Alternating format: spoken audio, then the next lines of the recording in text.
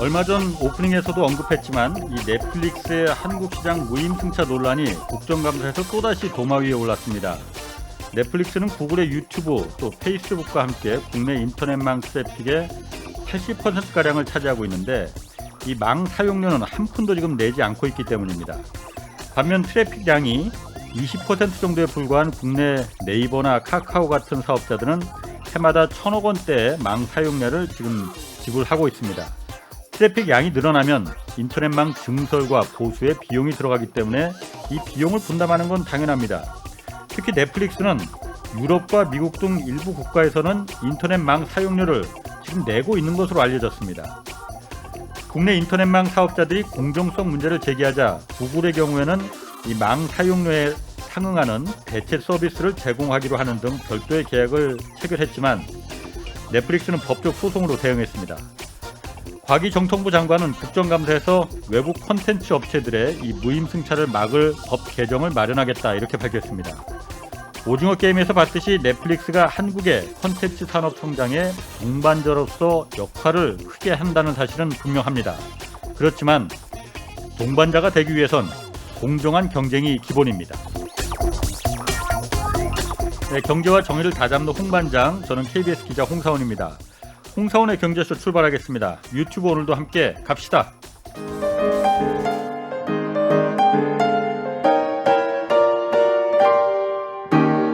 대한민국 최고의 경제 전문가와 함께합니다.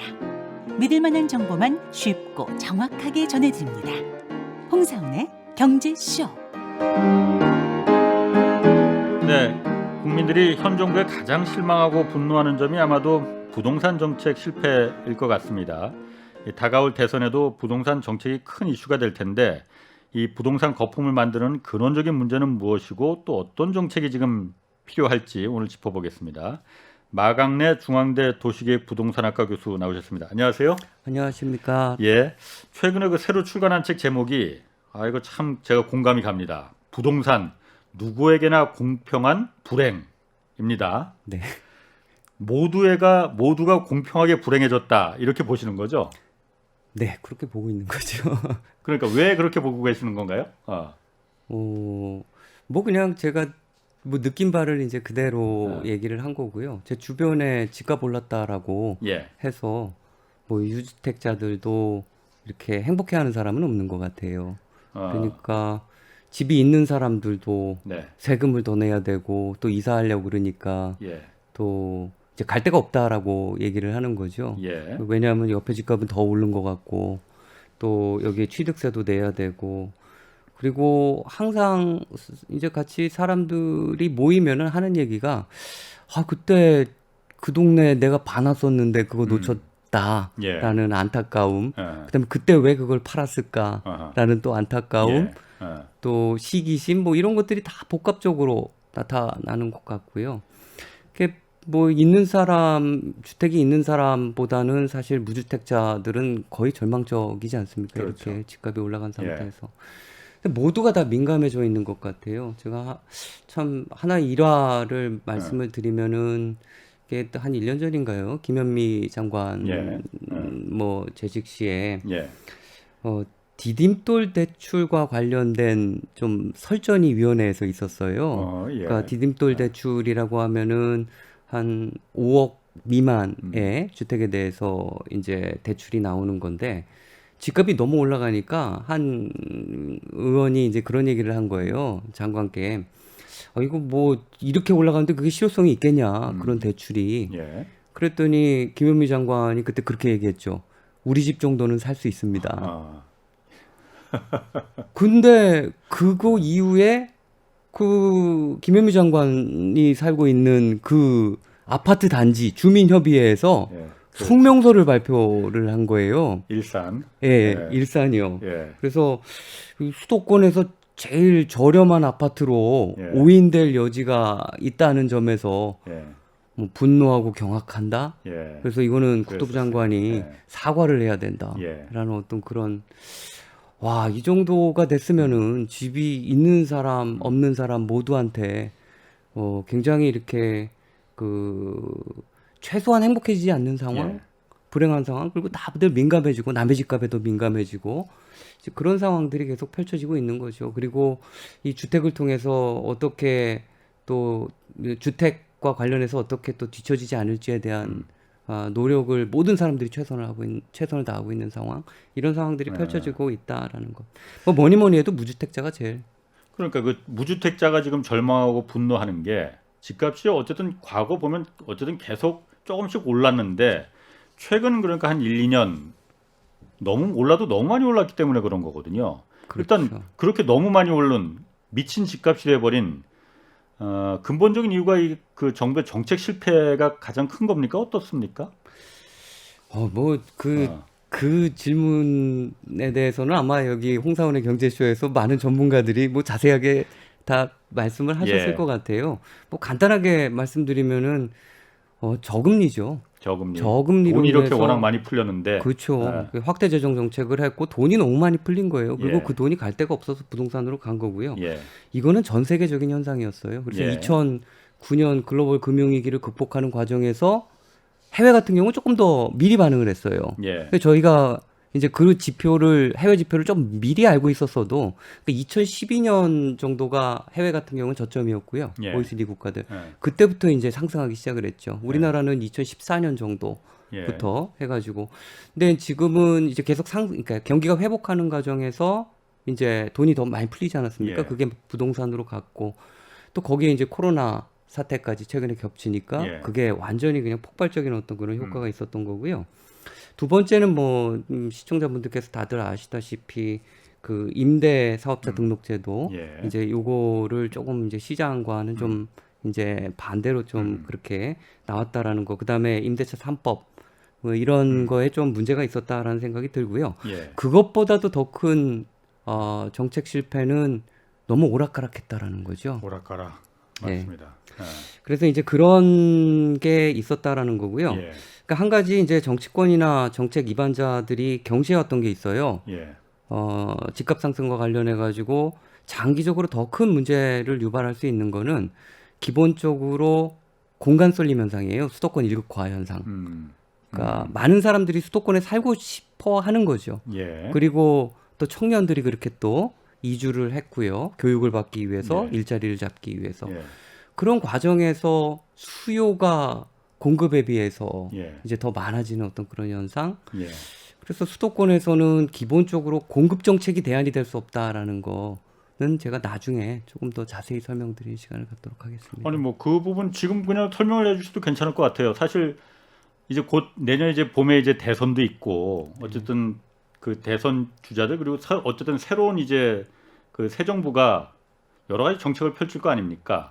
사실 부동산만큼 중요한 또 사람들한테 이 감정의 이 감정을 건드리는 그런 정책도 없잖아요. 그렇죠. 지금 말씀하시는 게 수도권에 지금 너무 많이 몰리는 수요가 몰려서 왜냐하면 수도권에 다 좋은 건 다 들어와 있으니까. 그렇죠. 그러니까 몰리는 게 당연하고든요. 그렇죠. 그러다 보니까 집값이 올라가는 거잖아요. 그렇죠. 그럼 그 부분은 그러면 어떻게 해야 된다는 겁니까? 그럼 근데 수도 이전해요? 그러니까 제가 이거 조금만 좀 자세히 설명을 드리면요.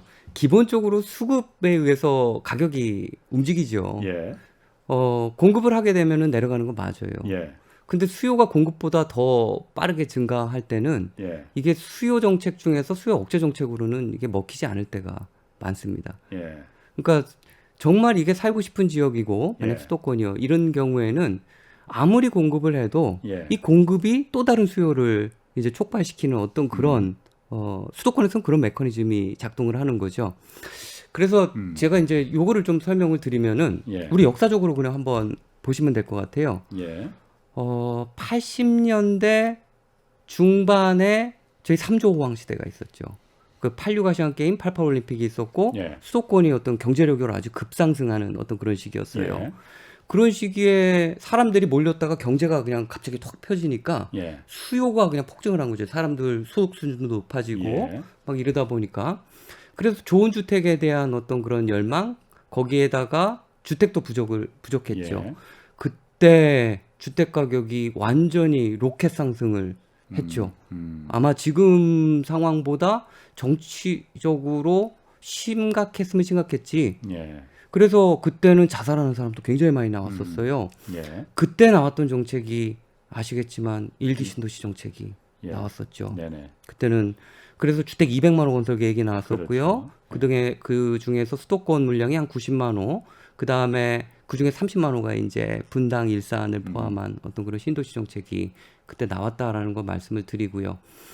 그 이후에 김영삼 정부 거치면서 주택을 아주 대규모로 계속적으로 공급했어요. 예. 매년. 예. 그래서 주택 가격이 안정될 수밖에 없는 상황이었죠. 예.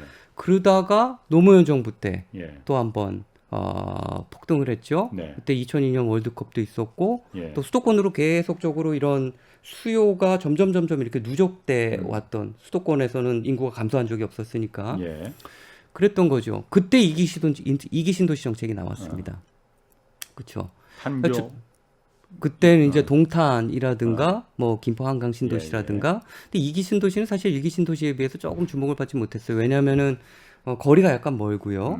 그때 이제 자족 용지라든가 이런 예. 좀 일자리랑 좀 먼 곳에 좀 배치가 되었다라는 한계가 있었죠. 예. 요번에 문재인 정부 들어가지고 또 한번 폭등하지 않았습니까?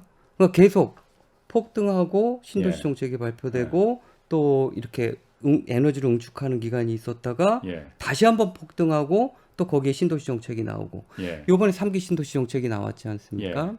이 3기 신도시 정책은 2기 신도시 정책의 한계를 굉장히 많이 극복하려고 노력을 했어요. 예. 왜냐하면은 2기 신도시 정책은 서울 센터에서, 만약 시청을 센터로 본다라면은 대략적으로 한 20km 정도에서 이제 건설을 했거든요. 네. 3기 그러니까 2기 신도시는 너무 멀었던 거예요. 1기는 한 20km 정도. 예. 그 다음에 2기는 한 30km 아니면 30km 밖. 예. 요번 3기 신도시는요, 입지가 상당히 좋은 편이에요. 왜냐하면은 2기 신도시에서는 너무 멀었고 예. 거기 일자리가 부족했다라는 어떤 그런 비판이 굉장히 많았거든요. 예. 그래서 3기 신도시에는 그런 것들을 극복하려고 정책 낼 때 굉장히 많이 좀 세심하게 고려를 했어요. 예. 저희가 다들 알고 계시다시피 일단 첫 번째는 광역교통망 계획을 예. 확실하게 했습니다. 광역급행철도 있지 않습니까? GTX 네, 말씀하시는 GTX 거죠? 예. 얘기입니다. 예. GTX는요, 저희 수도권 주민들이 경험해보지 못한 교통수단이에요. 이때까지. 그러니까 제가 이거 간단히 말씀드리면 예. 이제 우리가 GTX를 정확히 잘 모르는 분들 많거든요. GTX가 맞습니다. 뭔지. GTX A 라인, B 라인, C 예. 라인 해가지고 예. 이제 이게 이제 건설이 될 텐데요. 네.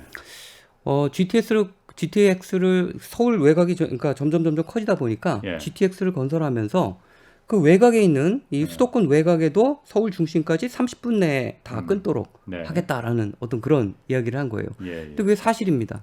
그러니까 아무리 멀어도 예. 이제 아무리 외곽에 있어도 30분 정도면 다 이제 접근성이 이제 좋아지는 어떤 그 전철을 새로 이제 고속 전철을 놓는다는 그 거죠. 고속 전철이라고 보시면 될 것 같고요. 예. 그러니까 우리가 철도 하시는 분들은 그 표정 속도라는 게 있어요. 무슨 속도? 표정 속도라고요. 그러니까 1시간당 아하. 몇 킬로를 가는지에 대해서 예. 하는데 계산을 하는데 예. 거기 정차해가지고 기다리는 시간까지 다 고려해가지고 그걸 계산한 거예요. 예. 그러니까 좀 이제 좀 가늠을 하기 위해서 제가 조금 예를 들어드리면 예. 지하철 같은 경우에 일반 지하철 있잖아요. 서울에서 이런 것들은 표정 속도가 한 30km 정도 돼요. 1시간당. 예. 아하. 그러니까 1시간당 30km. 그러니까 뭐 간다 멈추고 이거지. 가고 멈추고 예. 가고 이렇게 예. 해서 30km 정도 간다라는 거죠. 그리고 급행으로 되는 이제 지하철 같은 예. 경우는 50 정도가 됩니다. 예. 근데 GTX 같은 경우는 속도가 100이에요. 어. 엄청나게 빠른 속도죠. 그러게. 예. 예. 이거를 전체 수도권 서울, 경기, 아. 인천이지 않습니까? 예. 이거를 거의 통으로 묶는 어떤 그런 이제 획기적인 교통수단이다라고 보시면 서울 될 것 시내 같아요. 안에서 굳이 살지 않아도 그 신도시 외곽에 나가더라도 마찬가지다. 30분 이내에 다 도달할 수 있는 거리다. 그런 맞습니다. 편의시설, 교통시설을 마련해 주겠다라는 거라 이거죠. 그렇죠. 그런 계획을 했었고요. 예. 또 하나가 3기 신도시 내에, 그러니까 예. 2기 신도시에는 그 주변에 일자리가 별로 없었어요. 예. 그래가지고 그것 때문에 이제 주민들이 굉장히 불편해했죠. 그래서 미분양이 나기도 했고 또 지금도 2기 신도시가 건설 중에 있지 않습니까? 예. 근데 3기 신도시 같은 경우에는 내부에 자족용지라 그래서 예. 거기에 이제 여러 일자리 기능들을 굉장히 강화하는 어떤 그런 정책들을 썼어요. 예. 그래서 일자리를 어떻게 유치할 수 있는지 그런 계획 단계에서 굉장히 많이 이제 정부에서도 고민을 했고요. 근데 결국은 일자리도 안에 들어가죠. 서울 중심과의 접근성도 높아지죠. 거기 대규모 주택단지가 건설되죠. 예. 주택단지가 건설되면서 주변에 있는 기반 시설도 굉장히 좋아지는 어떤 그런 게 있겠죠. 일단은 그런 대규모 단지가 들어가고 또 새 단지가 들어가게 되면은 그 주변 정주 환경이 좋아질 수밖에 없어요. 그렇겠죠. 이 수도권이란 공간은 예. 점점 좋아지는 좋아지고. 거지 않습니까? 예. 근데 우리가 지금 요번에 현 정부에서 발표한 그 계획 공급량이요. 예. 그 중에서 이 3기 신도시는 일부예요. 예. 이거를 다 합치면요, 여태까지 나왔던 거. 예. 그러니까 이번 정부에서 공급하겠다 수도권에 예. 다 합치면은 거의 200만 호 정도에 육박합니다. 200만 호? 네, 200만 그렇게 호 많아요? 정도예요. 그러니까 그런데 맨날 주택 공급 부족하다고 지금 계속 하잖아요. 그 처음에 이제 정부가 그렇게 얘기를 했었죠. 예.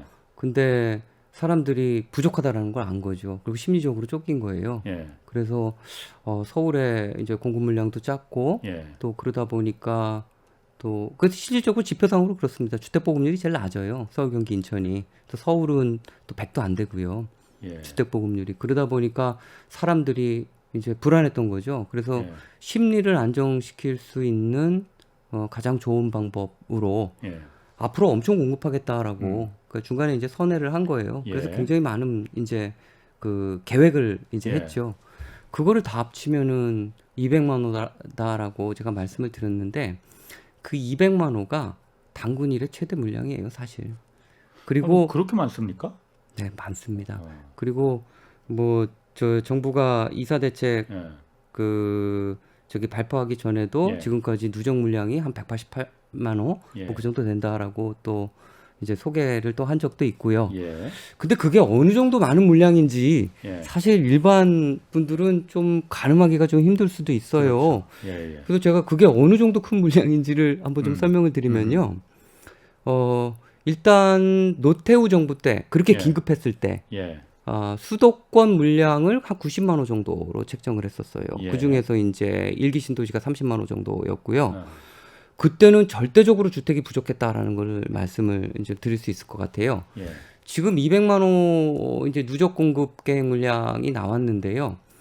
그러니까 우리 지방에 5대 광역시가 있지 않습니까? 예. 뭐 부산, 울산, 뭐 어. 대전, 광주, 대구 해가지고 이 광역시 내에 있는 아파트의 모든 숫자를 다 합치면 200만 원 안 되는군요. 200만 호 약간 넘습니다.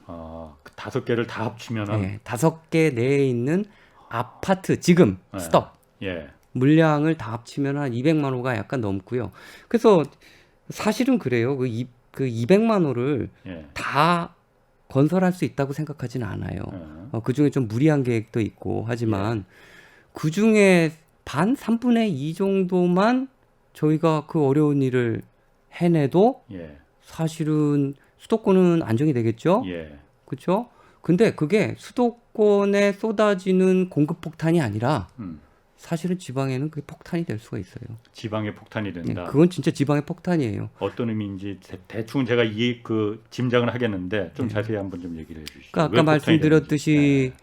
이런 주택 공급 계획이 나온다. 그래서 근데 주택이 공급될 때는 그런 주택 단지라든가 주택 자체만 공급되는 게 아니에요. 예. 왜냐하면 주택을 할 때는 주변에 기반 시설이 그렇죠. 그런 주택에서 그러니까 사는 거주민들 여러 뭐 이거 도로라든가 그렇죠. 또 문화체육시설이라든가 공공시설이라든가 이런 것들 다 고려를 하거든요. 학교도 들어가야 되고. 그렇죠. 학교도 들어가야 되고 그게 같이 계획되는 겁니다. 그렇죠. 주택 계획에는요. 예.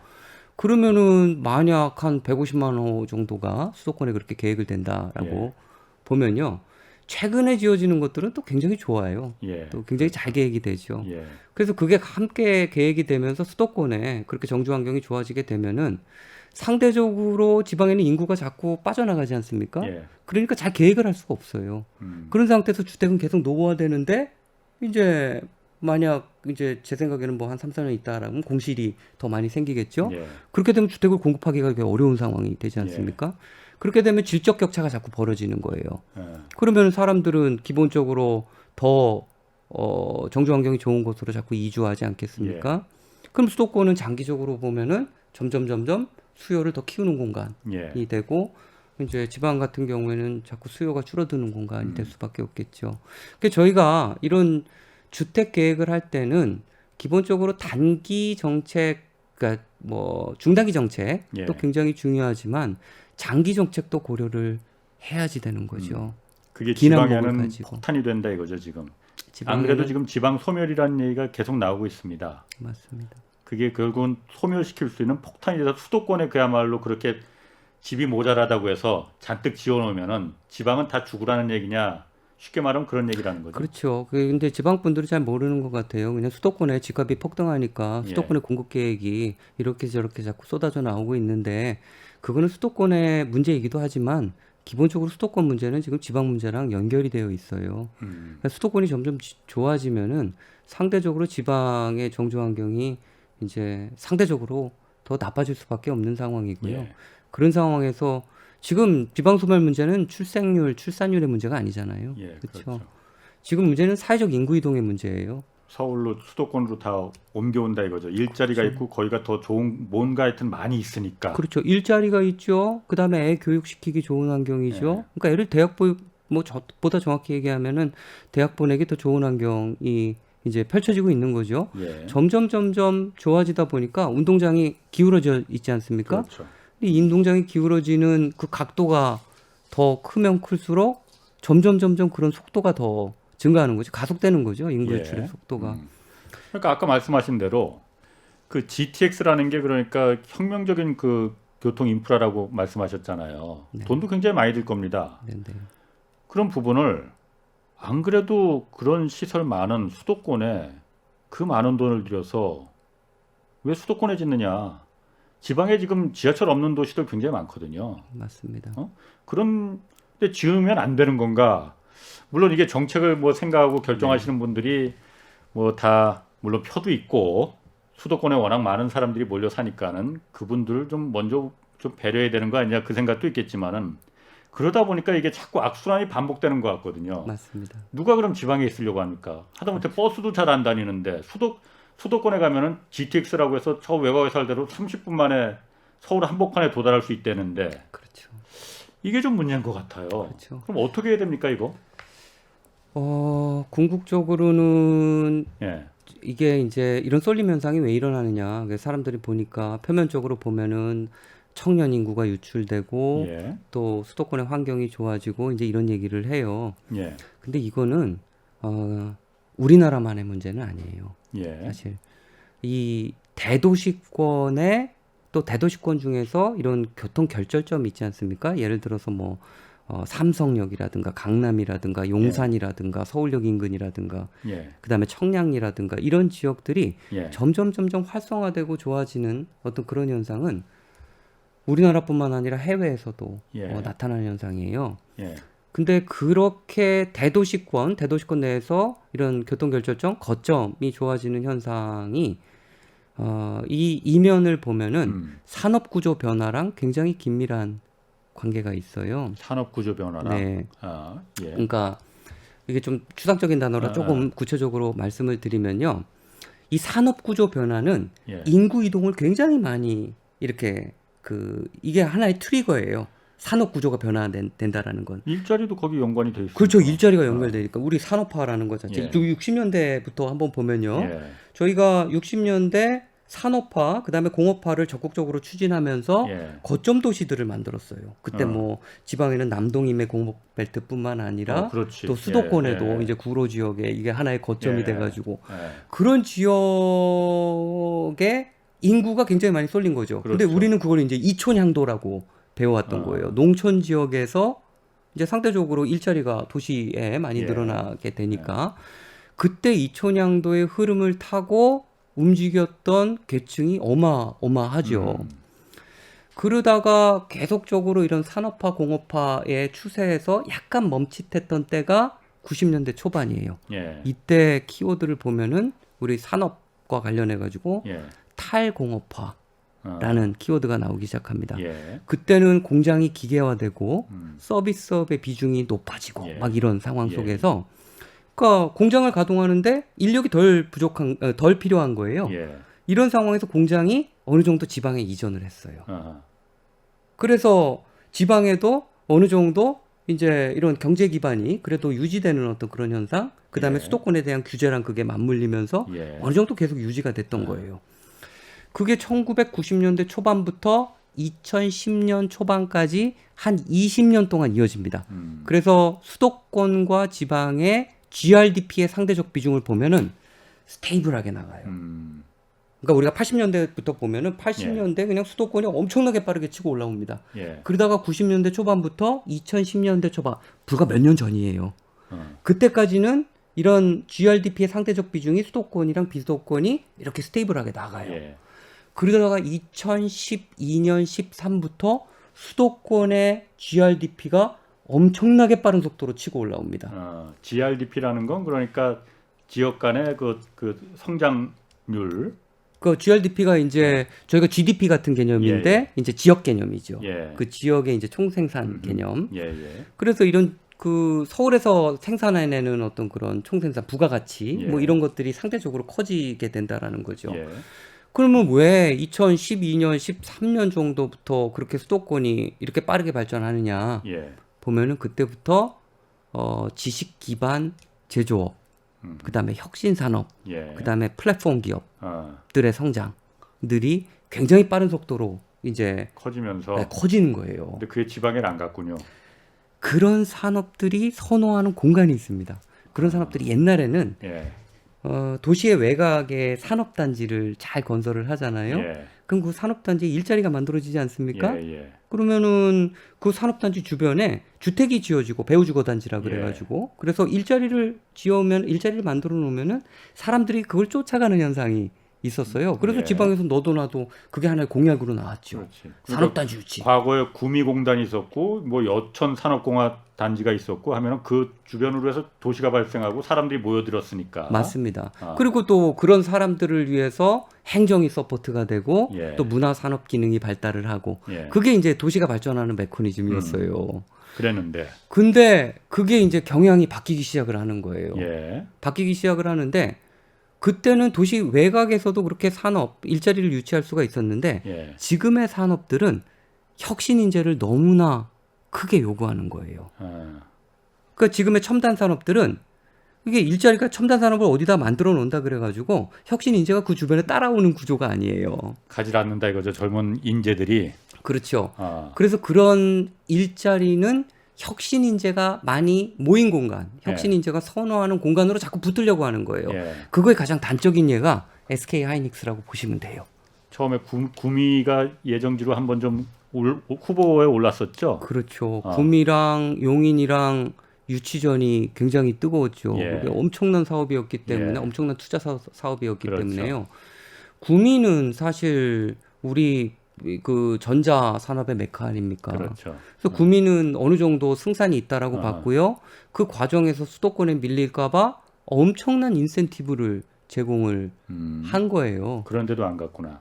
그런데도 나중에 용인을 택했죠. 이천으로 갔죠. 네. 예. 그리고 SK 하이닉스가 얘기를 합니다. 예.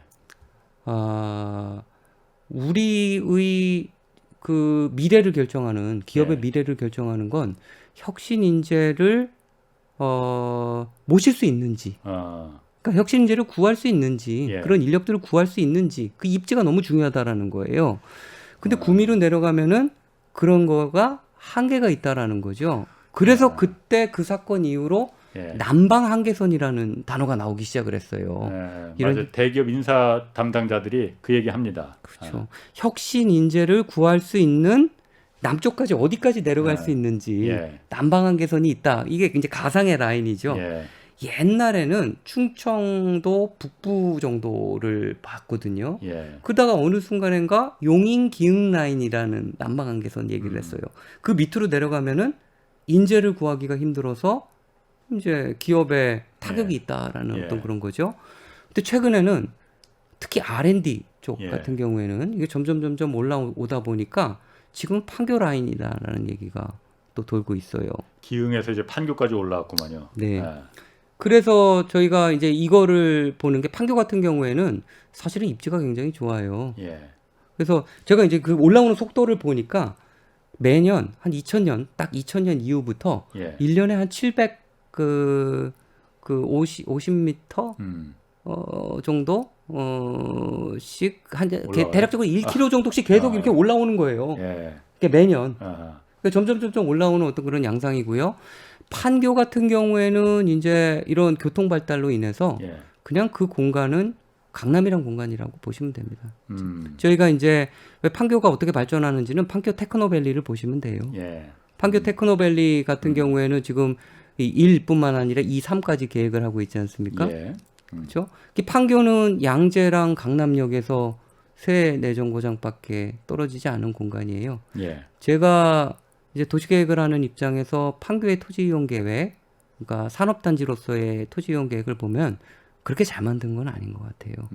왜냐면 이것도 좀 깍두기식으로 예. 해가지고 기업들이 올 수 있는 공간을 했죠. 거기에는 주거 기능이 상대적으로 굉장히 부족하고요. 예. 또 문화라든가 상업 기능도 좀 부족해요. 예. 그 다음에 또 놀 수 있는 공간이라든가 이런 것들. 예. 그다음에 기업 간의 소통도 그렇게 잘 계획된 어떤 그런 부지는 아니에요. 예. 판교가 그렇게 성공할 수 있었던 이유 중에 하나는 그냥 입지고요. 강남이랑 가깝다라는 가깝다는 이유입니다. 거. 예. 그렇죠. 나머지 부족한 부분을 강남에서 다 해결할 수가 있는 거예요. 아하. 거기에 문화, 예. 주거, 예. 교육 예. 이런 것들을 강남에서 다 해결할 수 있기 때문에 이게 강남이랑 묶어지면서 이제 굉장한 시너지를 예. 내는 공간이 돼버린 거죠. 심지어는 최근에 카카오가 발표하지 않았습니까? 카카오가 판교역 바로 옆에 판교역 인근에 알파돔 시티라고 있어요. 예. 거기에 그 카카오 본사가 어디 있는지는 알고 계시죠? 카카오 본사? 네. 카카오 본사가 제주도에 있어요. 아, 옛날 다음 그러니까 제주도에 예, 있는 예, 제주도에 본사가 예. 카카오에 예, 있어요. 예. 근데 그 카카오 계열사들 있지 않습니까? 예, 예. 뭐 카카오 계열사에 상당히 많은 분들 다 판교에 흩어져 있었어요. 예. 그래서 그 카카오에서는 이번에 이제 발표했던 게 그 알파돔 시티 판교 역이랑 그냥 붙어 있는 곳이라고 보시면 됩니다. 거기 바로 옆에다가 하나의 건물을 통으로 임차해 가지고 예. 그런 계열사들 10개 이상의 계열사들을 거기서 하나로 다 모은다라는 예. 계획을 세웠죠. 아. 그 바로 옆에는 네이버가 사세를 확장해서 또 들어가게 됩니다. 거기가 판교가 한국의 혁신 기업들이 모여 있는 실리콘밸리라고 하는데 그 실리콘밸리 중에서도 가장 입지가 좋은 곳이 판교역이에요. 예. 판교역에 지금 첨단 기업들이 입지적 측면에서 예. 어떻게 움직이고 있는지를 보면은 저희가 이제 지방이 어려워지는 이유를 계략적으로 가늠을 할 수가 있는 거예요. 이런 기업들이 대도시권 중에서도 정말 이렇게 문화, 그 다음에 상업, 교육 이런 것들이 융복합된 공간, 예. 혁신 인재가 선호한 공간으로 자꾸 붙는 거예요. 교통이 좋은 곳. 예. 그렇게 되면은 이제 그게 이제 그런 혁신 기업들의 전망과 관련이 돼 있다라고 생각을 하는 거죠. 근데 저희가 이제 지방을 보면은 지방은 그런 공간이 굉장히 부족해요. 그렇게 강남처럼. 그러니까 지금 그래서 저희가 하려는 말도 지금 그게 지금 가장 중요한 거거든요. 그렇죠. 어떻게 하면은 판교의 카카오나 네이버 같은 그런 실리콘밸리, 한국의 실리콘밸리 기업들이 목포에 가거나 대전에 가거나 어떻게 하면 만들 수가 있겠느냐. 좋으신 말씀입니다. 이제 제가 이 해결책을 여태까지 이제 막 방송을 통해서라든가 많이 얘기를 했었어요. 예. 근데 이제 강제로 보낼 수 있는 건 아니에요. 그런 건 아니죠. 그런 건 절대 안 되고 예. 사람이든지 기업이든지 예. 뭐 우리 이렇게 사회주의 민주국가에서 국가도 또, 아닌데. 또 자본주의 국가에서 빨갱이 얘기 나옵니다. 그럴 수 있는 건 아니고요. 예.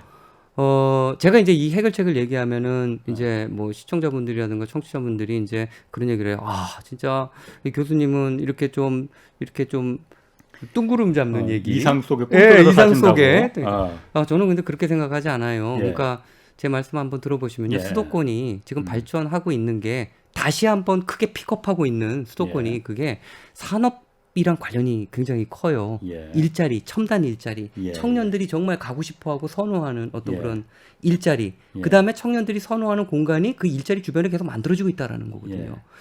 지방에는 그게 없지 않습니까? 그렇죠. 우리는 지금 여태까지 지역 균형 발전의 구도를 수도권과 비수도권으로 봤어요. 예. 예. 수도권은 서울, 경기, 인천이 통으로 묶인 정말 큰 메가 리전이에요. 예. 그렇죠. 이게 대도시권이란 말입니다. 예. 근데 비수도권은 그런 대도시권이 아니에요. 없죠 그런 게. 그런 게 전혀 없는 어. 거예요.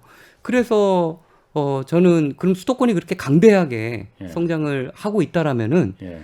비수도권에도 수도권에 최소한 맞짱이라도 뜰 수 있는 그런 대도시권, 예. 좀 이렇게 힘을 가진 대도시권을 키워야 된다라고 이제 주장을 한 거죠. 그거는 에너지를 모을 공간, 그러니까 이런, 그러니까 뭐 산업뿐만 아니라 일자리뿐만 아니라 문화, 상업, 공공 이런 것들을 다 압축적으로 모아가지고 예. 이럴 공간을 잘 만들자라는 거예요. 그거 안 하고 싶어서 안 한 건 아니잖아요. 그렇죠. 근데 그게 걸림돌이 하나가 있어요. 예. 그렇게 모으기 위해서는 예. 지역에서는 협업을 해야 되는 거예요. 협업? 예. 그러니까 지금 행정구역이 예. 다 이렇게 분절적으로 나눠져 있지 않습니까? 예. 그 비수도권에 있는 어떤 기초지자체 A는 수도권과 경쟁을 하고 수도권을 뭐 따라가려고 하는 게 아니라 그 옆 지자체를 이기려고 굉장히 노력을 하는 거예요. 그런 과정에서 이제 뭐 공공 인프라라든가 예. 뭐 그러니까 위계가 높은 뭐 이런 인프라들 있잖아요. 이런 것들이 굉장히 이렇게 효율이 떨어지고 예. 또 뭐 어떤 것들을 유치하려 그러면 그거를 집중적으로 어떤 특정 지역에 유치할 수 없는 거예요. 예. 너무 많이 나눠져 있으니까. 예. 그러니까 에너지가 이제 분산되는 거죠. 예. 근데 최근에는 이런 것들을 좀 깰 수 있는 어떤 그런 논의가 나오고 있어요. 광역행정구역 통합 논의, 그 다음에 메가시티에 관련된 논의. 이게 굉장히 급부상하고 있고요. 그 다음에 최근에 며칠 전에도 범부처적으로 해갖고 정부에서 좀 그거 발표를 했어요. 이런 좀 그 협력 사업, 지자체 간 협력 사업을 이제 강하게 좀 지원을 하겠다. 재정적인 측면에서도 지원하고 인프라 측면에서도 지원을 하고 또 교육적인 측면에서도 뭐 공동 캠퍼스라든가 이런 것들을 구축할 수 있는 어떤 그런 것들에 대한 지원을 강하게 하겠다라는 어떤 그런 의지를 밝혔죠. 그 지금 이제 환경이 마련되고 있으니까 저는 이제 그럼 비수도권에 어떻게 대도시권, 그러니까 대도시권이라는 게 사실 있긴 해요. 근데 그 대도시권들이 힘을 합쳐가지고 어떤 거점 지역에다가 제가 가장 쉽게 표현을 하면요. 서울에 있는 강남을 그런 지역에다 압축적으로 만드는 거예요. 대략적으로 그럼 그게 면적이 어느 정도냐? 이거는 조금 좀 연구를 진행을 해 봐야 되겠지만 제 생각에는 한 2제곱킬로미터, 1.5제곱킬로미터 정도, 그러니까 2제곱킬로미터 정도라고 하면은 그러니까 서울대 캠퍼스 정도의 면적이다라고 보시면 돼요. 거기에 집중적으로 기업들이 특히 앵커 기업들이 올 수 있게 이제 거점을 만들어주는 거예요. 그다음에 그 앵커 기업들이 원하는 것을 사실은 들어줘야 돼요. 그러니까 저희가 예전에 했던 방식대로 그러니까 중앙 정부가 지방 정부도 들어줘야 되고요. 그 지방 정부의 계획을 중앙 정부는 서포트를 해야 되는 거죠. 범부처적으로 해서. 그러니까 범부처 사업 굉장히 많습니다. 이렇게 기업을 지원할 수 있는 사람은 산자부뿐만 아니라 중기부, 국토부, 그다음에 교육부 등등 굉장히 많아요. 그것들을 한 번에 패키지로 몰아가지고 이제 그런 거점 지역을 이제 육성을 시키는 거예요.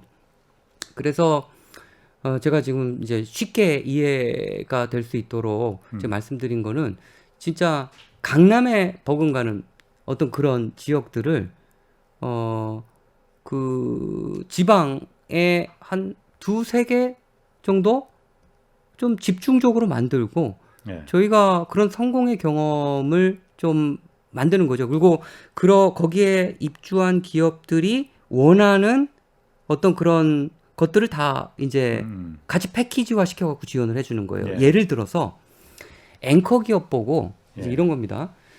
그럼 우리 지금 기업 정책을 보면요, 법인세 인하, 뭐 고용보조금 등등 이런 것들이 나와요. 근데 이것들이 다 부처별로 이렇게 좀 나눠져 있고 지자체도 지원을 하고 중앙정부도 지원을 하고 이게 찔끔찔끔 지원이 되고 있거든요. 이것들을 한 번에 모아서 굉장히 크게 지원할 수 있는 어떤 그런 것들이 필요하고요. 또 하나가 이런 것만으로 기업이 지역에 내려오지는 않아요. 맞습니다. 왜냐하면 그 지역들은 그러니까 그 지역의 기업이 그러니까 만약 이주해야겠다라고 결정을 할 때는 제일 고민해야 되는 게 그 피고용자들이 이탈이 어느 정도 클 것인가, 예. 아니면 옮긴 다음에 정말 혁신 인재들을 끌어모을 수 있을 것인가, 이거에 대한 예. 고민을 하거든요. 예. 예. 그럼 혁신 인재들이 선호하는 공간을 기업도 고민을 해야지 되는 거예요. 예. 그래서 예를 들어서 이거는 그냥 하나의 예입니다. 이제 지자체의 어떤 그런 상황마다 좀 다르긴 하지만 어떤 특정 기업이 앵커 기업이에요. 예. 그리고 상징성이 높고 예. 그 지역 균형 발전을 위해서 지역에서 활동을 해도 굉장히 좋을 것 같아요. 예. 근데 기본적으로 그 기업이 염려하는 것은 이제 혁신 인재가 올까? 우리가 저기 이게 예. 그런 인재들을 좀 영입할 수 있을까? 이런 하이닉스도 그래서 안 간 거니까. 그렇죠. 고민들이 클 거 예. 아닙니까? 그러면은 그런 인재들이 선호하는 여러 가지 부수적 환경들을 같이 만들면서 패키지화 시켜야 되는 거예요. 예를 들면 주거. 그렇죠. 주거는 아주 너무너무 중요한 예. 거예요. 그러니까 예. 예를 들어서 어떤 기업한테 개발권을 주는 방법도 있습니다. 그 지역의 기업이 개발권을 아예. 네네. 아. 그 옛날에 기업도시에서도 그런 예. 이야기가 나왔어요. 기업도시 만들 때도 예. 개발권을 줘서 거기에 택지 개발을 하게 하는 거예요. 예. 그리고 거기에 이제 주택 건설을 합니다. 음. 그 주택 건설된 것 중에 일부 물량을 특별 공급의 형태로 그 저기 피고용자들한테 제공하는 방식. 예. 그게 거점 지역이기 때문에 사실 굉장히 매력적인 어떤 예. 그런 옵션이 될 수도 있지 않습니까? 그리고 또 하나가 그 기업에서 나왔을 때, 예. 그러니까 그 기업이 아니라 그 지역에 있는 어떤 그런 대학을 졸업했을 때 그 기업으로 갈 수 있는 어떤 그런 연관고리 예. 이런 거에 대한 인센티브 예. 정책을 하는 거죠. 예. 또 하나 그 기업과 대학 뭐 공동 캠퍼스를 만들어 같이 붙여주는 거예요. 예. 그래갖고 산학 연계가 잘 될 수 있도록 예. 우리가 이렇게 고민할 수 있는 옵션들은 너무나 많습니다. 맞습니다. 그리고 또 문화, 체육 예. 같은 것들 이런 것들을 같이 다 고민해가지고 예. 그런 기업이 입주할 수 있는 어떤 그런 토지 이용, 예. 그러니까 뭐 이제 그런 도시적 토지 이용을 갖다가 기업들이 같이 고민하고 같이 고민하는 거죠. 근데 지금 같은 경우에도 비수도권 지역에서 뭐 대도시 지역에서 이제 이런 산업 정책이라든가 이런 거 설계하는 거 보면은 예. 예전에 어떤 그런 관습을 그대로 따르고 있어요. 잘 조성을 해가지고 여기다가 이제 지식산업센터 집어넣고 그다음에 문화시설 여기 들어오게 또 마이스도 집어넣고 그렇게 되면은 나좀 오지 않을까라고 기다리는 방식이죠. 근데 그런 방식으로는 기업이 오지 않습니다. 예. 그러니까 아까 모두에 저희가 좀 얘기했던 대로 GTX 같은 그 많은 돈을 들여서 수도권에 짓을 게 아니고 정말 지역에서 지역의 사람들이 살 수 있게끔 해줘야만이 주택 문제도 해결되고 부동산 문제도 해결되고 인구 문제도 해결되고 교육 문제도 해결되는 거거든요. 맞습니다. 제가 이제 이 말씀을 드려야 되는지 잘 모르겠는데 약간 좀 민감한 문제가 있긴 합니다. 그거 관련해 가지고. 괜찮습니다. 그러니까 이런 거예요. 그러니까 그 교통 인프라는 너무너무 중요해요. 예. 그러니까 우리 수도권 보면 순환형으로 되어 있고 방사형으로 되어 있고 이게 다 뭉쳐져 가지고 하나가 그냥 유기적으로 통으로 돌아가는 대도시권이에요. 예. 그러니까 수도권이 경쟁력을 가질 수밖에 없죠. 예. 지방에 비해서. 예. 근데 지방은 그런 게 없잖아요. 그래서 그런 인프라를 깔아주는 게 예. 뭐 전철이라든가 뭐 광역교통망이라든가 아니면 뭐 BRT라든가 이런 것들을 깔아주는 게 굉장히 중요해요. 근데 그걸 깔려면은 예타라는 예비타당성. 예비타당성 예. 검토라는 문턱을 넘어야 돼요. 예. 근데 예비타당성 검토에 굉장히 기본적인 어떤 그런 그 과정을 딱 보면요. 지역에는 그런 거 깔아봤자 타당성이 안 나온다 이거죠. 안 나와요. 안 나올 수밖에 왜냐하면 없죠. 예비타당성에서 가장 중요한 건 그 지역에 장래 수요가 있느냐 없느냐를 그 계량적으로 검토를 하거든요. 그렇죠. 근데 계량적으로 검토를 할 때는 과거 데이터 갖다가 검토를 그럼 해요. 나올 수가 없지. 나올 수가 없죠. 과거 예. 데이터가 점점 어려워지고 예. 있는데 예. 장밋빛 미래를 계획할 수가 없는 거예요. 근데 그거부터 바꿔야 됩니다. 그렇죠. 그게 한계가 있는 거죠. 예. 저는 예타는 굉장히 소중한 제도라고 생각을 해요. 예. 근데 지역에는 좀 특수한 어떤 그런 그럼요. 기준을 적용을 해야지 예. 된다라는 거죠. 이게 닭이 먼저냐 달걀이 먼저냐의 문제인데요. 예. 그렇게 되니까 이런 교통 인프라가 잘 들어가지 않는 거예요. 그러니까 기업들도 안 선호하는 가지. 입지가 안 되고 예. 또 인재들도 이제 이 지역은 그냥 좀 한정적이다라고 이제 보는 거죠. 자기 이제 미래를 그렇죠. 계획하기에 예. 그렇게 보는 거죠. 그래서 외부에서 보기에는 이거 지역에 이렇게 수요가 없는데 그걸 집어넣어 주는 게 말이 되냐라고 얘기하는데 지역에서는 또 그렇게 얘기합니다. 이게 없어서 여태까지 수요가 점점 줄고 있는데. 맞아요. 그게 바로 중앙정부의 역할입니다. 네, 맞습니다. 중앙정부에 해야 될 일은 그런 겁니다, 바로. 그래서 전 국토가 골고루 균형적으로 발전돼서 사람들이 어디 가서 서울에 다 꾸역꾸역 이렇게 모여들지 않게. 자, 그러면은 이거 오늘 우리가 이거 얘기하다 보니까 시간이 뭐 많이 갔습니다. 지금 그래서 어쨌든 정부가 과거 정부부터 지금 공공기관 지금 지방으로 옮기는 혁신도시 그래서 그 목적으로 한 거잖아요. 그렇죠. 근데 이거 잘 안 된단 말이에요. 그렇죠. 일부는 그렇게 말합니다. 그러니까 너무 이걸 좀 한 곳에 아까 말씀하신 대로 지역에 좀 강남을 한 군데라도 좀 만들면 이게 모범 사례가 돼 성공하는 사례가 되면은 퍼질 거다 했는데 그렇게 하는 것도 하나 방법 아니겠을까 네. 싶은데. 그러니까 그게 이제 공공기관 이전과 관련된 거는 우리나라의 혁신도시 정책이랑 관련이 되고요. 혁신도시는 10개가 조성이 됐고 예. 노무현 정부 때 계획이 됐었죠. 예. 그래서 우여곡절 끝에 이제 혁신도시가 10개가 이제 확정이 되고 거기에 이제 150개가 넘는 공공기관이 이제 이전을 했죠. 예. 저는 그렇게 생각합니다. 지금 그 당시에 그렇게 공공기관 이전에 대한 어떤 계획, 혁신도시에 대한 계획을 하지 않았다라면은 지금 운동장은 더 기울어졌을 거다라는 물론 그렇죠. 생각을 해요. 그래서 그게 뭐 굉장히 큰 실패였다라고 판단하기에는 좀 뭐 그렇고요. 실패라고 말할 수는 없습니다. 네네. 그러니까 그런 정책이 있었을 때와 네. 없었을 때를 비교해야지 예. 전과 후를 비교하면 지금 수도권이 너무 강대해지는 거예요. 예. 그래서 그런 정책에도 불구하고 예. 정책이 어느 정도 이제 그거를 좀 막아준 거죠. 예. 저는 그렇다라고 보고 있는데 그 10곳에 대한 계획은 진짜 지역을 형평성 있게 잘 계획을 해야 된다라는 어떤 그런 아이디어란 생각을 가지고 예. 했던 거고요. 그 당시에는 그게 최선이었어요. 근데 지금 생각해 보니까 이 수도권의 힘이 이게 장난이 아니다라는 겁니다. 그렇죠. 이 수도권의 흡입력이 예. 그리고 산업이 발전하는 속도도 그렇고요. 예. 우리 지금 첨단 산업이란가 지식산업 같은 경우를 예. 그 데이터를 보면요. 거의 순증가분의 대부분을 그냥 서울, 경기, 인천에서 다 싹쓸이하고 있습니다. 그렇죠. 예, 그렇습니다. 지금 그런 상황이기 때문에 그러면은 비수도권에서도 좀 힘을 모으자라는 어떤 그런 공감대가 지금은 형성이 되고 있어요. 예. 그러면은 앞으로 이제 2차 공공기관 이전에 앞두고 대한 있죠. 네, 그런 논의가 있지 않습니까? 예. 이번 정부에서 하려고 그랬는데 그 논의가 상당히 사실은 좀 민감하고 힘든 거예요. 예. 어떻게 돼야 됩니까? 그거는 좀 그렇게 시간이 많지 않아서. 네.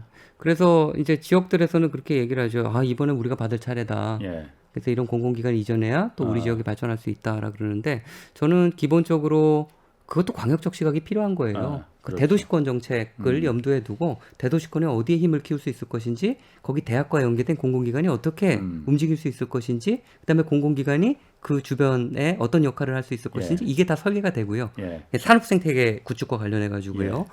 그 다음에 조금 천천히 그거가 다 설계가 된 다음에 천천히 진행했으면 좋겠다라는 어떤 그런 어쨌든 지금 일기 그 공공혁신도시가 각 공공기관을 갖다 10개 혁신도시를 이렇게 나눠서 10개를 다 크게 하려다 보니까 네네. 10개가 다 약해졌다. 그런 그 혁신도시는 네. 좀 몰아서 선택해서 네. 아까 말씀하신 대로 메가시티처럼 네. 한두 개 정도를 큰 서울과 수도권과 맞먹을 수 있을 만큼 네. 큰 규모로 좀 키우는 게 중요하지 않느냐. 네. 그런 얘기도 있거든요. 네, 맞습니다. 저는 그렇게 생각을 하고요. 네. 2차, 그러니까 시즌 2죠. 혁신도시 시즌 2에서는 이제 공공기관 이전이 다 차기 정부에서 있을 텐데, 예. 그때는 그런 대도시권 중심으로, 예. 대도시권 거점 중심으로 공공기관이 이전했으면 좋겠다라는 바람이 있고요. 그 숫자를 좀 줄였으면 좋겠다라는, 그러니까 이전 도시의 대상지, 숫자를. 네. 대상지를 좀 맞습니다. 줄였으면 좋겠다라는 어떤 그런 바람을 가지고 있습니다. 네. 제가 저는 개인적으로 KBS도 내려가야 된다고 생각합니다. 시범적으로. 네. 그러니까 상징적으로 내려갈 수 있는 기관들이 많아요. 뭐 사실 예. 대학도 그렇고요. 예. 근데 저는 그게 뭐 다는 아니라고 생각을 하고요. 정말 중요한 거는 지방이 자생적으로 발전하고 스스로 돌아갈 수 있는 어떤 시스템을 마련하는 게 너무 중요해요. 예. 시간이 없다고 말씀하시니까 제가 이렇게 거점 정책을 계속 얘기를 하면은 그럼 앞으로 그렇게 소멸되는 지역, 인구가 점점 없어지는 지역이 굉장히 많아질 텐데 이런 예. 지역들을 어떻게 할 것인가 그건 다음에 좀 얘기를 또 한번 하셔야겠네요. 아, 오늘 네네. 시간이 다 돼서요. 네. 아유, 오늘 너무 재밌었습니다. 지금까지 마강래 중앙대 도시계획 부동산학과 교수 함께했습니다. 다음에 나머지 얘기는 좀 다시 한번 나누시죠. 그렇게 하겠습니다. 자, 오늘 여기까지 하겠고요. 지금까지 경제와 정의를 다잡는 홍반장 홍사원의 경제쇼였습니다.